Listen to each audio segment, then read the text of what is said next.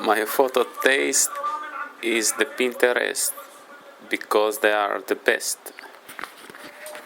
On Facebook, we asked you to tell us an idiom that when somebody is calm, relaxed, and not worried about something. So, do we say they are as cool as A, coconut, B, cucumber, or C, carrot? What responses have we had for this question, Catherine? Well, our Facebook audience were unfazed by this question and gave us hundreds of answers. Quite a lot of you said cool as a coconut, which unfortunately is the wrong answer. In English, we say when somebody isn't bothered about something, they're relaxed and comfortable, they are as cool as a cucumber. So well done to everyone who got that one right. We have, to name a few, Arisha Mirza, Majid Asadi, Sarah Marad, and May de la Cruz all got it correct. Well done, everyone. Well done. And finally, Catherine, can you recap the words we heard today, please? I can. We had filthy, which means very, very dirty. We had teeming with, which means containing a large number of usually living things. And our third word was unfazed, which means not surprised or worried. Excellent. And we hope that you are unfazed by all of these new words and phrases. You can visit our website, bbclearningenglish.com, to find out more about this story. Thanks for joining us, and see you again next week. Goodbye. Bye. News review from BBC Learning English.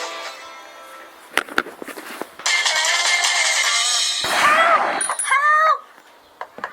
Help us! We're locked in! Oh dear.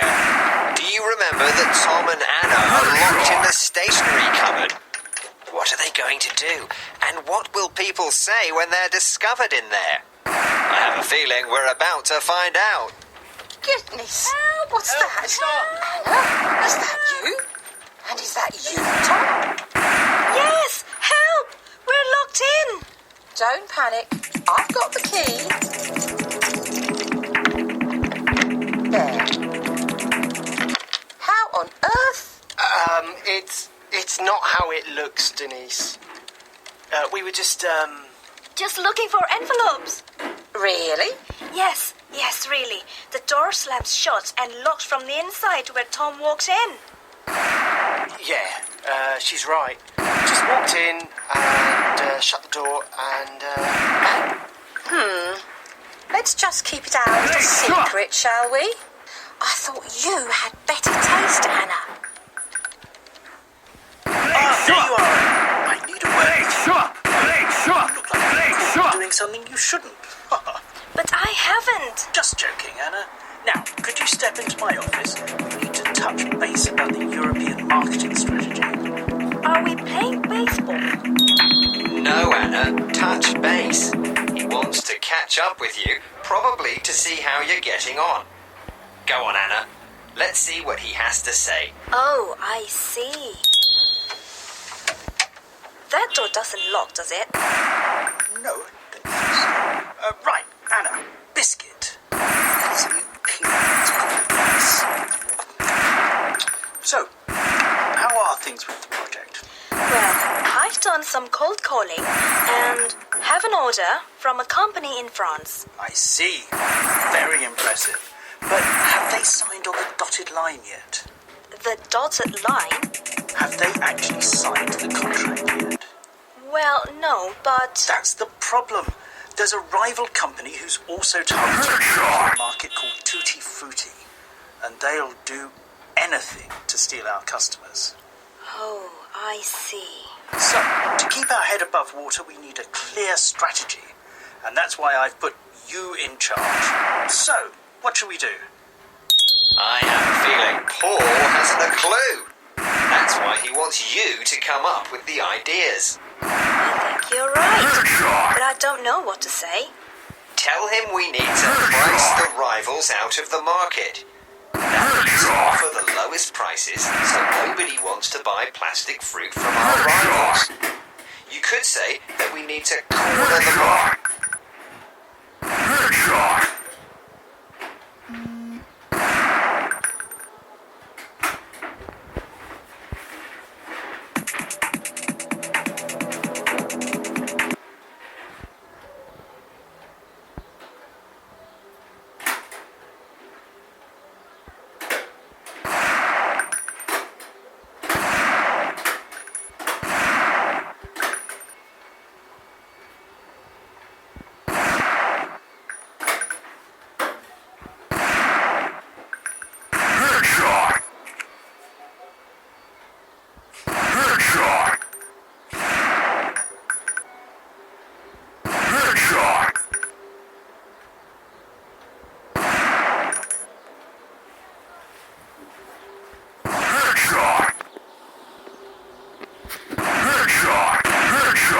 photo taste is the Pinterest because they are the best.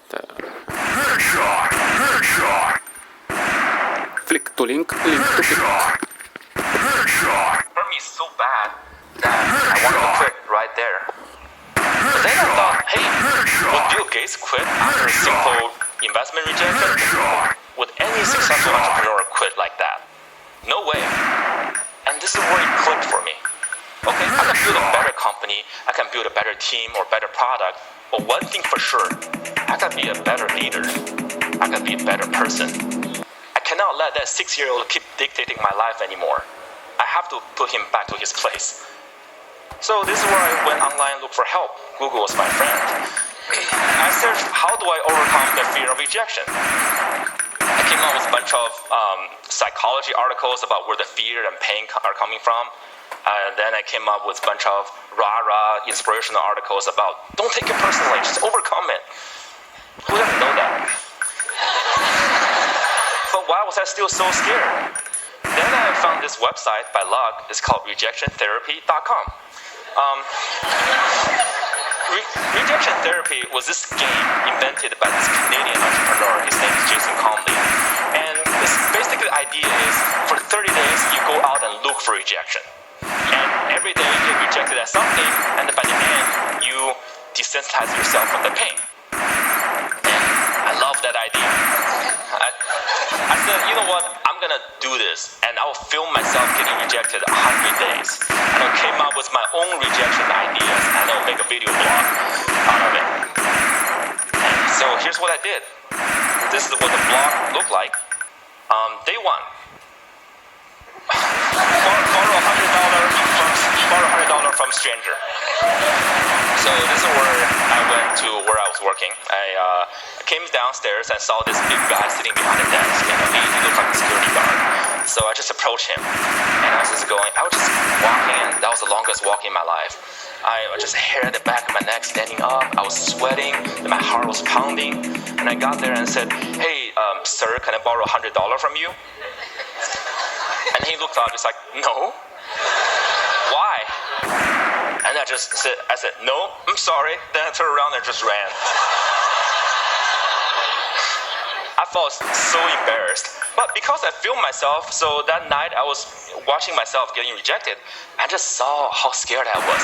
I looked like this kid in Sixth Sense. I saw dead people. But then I saw this guy, he wasn't that menacing. He was chubby, lovable guy, and he even asked me why. In fact, he invited me to explain myself. I could have said many things. I could have explained, I could have negotiated. I didn't do any of that. All I did was run. I felt, wow, this is like a microcosm of my life. Every time I feel the slightest rejection, I would just run as fast as I could. And you know what? The next day, no matter what happens, I'm not gonna run. I'll stay engaged. Day 2, request a burger refill. That's where I finished, went to a burger joint and finished lunch, and I went to the cashier and said, "Hey, can I get a burger refill?" And he was all confused. I'm like, "What's a burger refill?" I said, "Well, just like a drink refill, but what's a burger?" And he said, "Sorry, we don't do burger refill, man." So this is where rejection happened. I could have run, but I stayed. I said, "Well, I love your burger, I love your joint, and if you guys do burger refill, I would love you guys more." And he said, "Well, okay, I'll tell my manager about it, but maybe we'll do it, but sorry, we can't do this today." Then I left.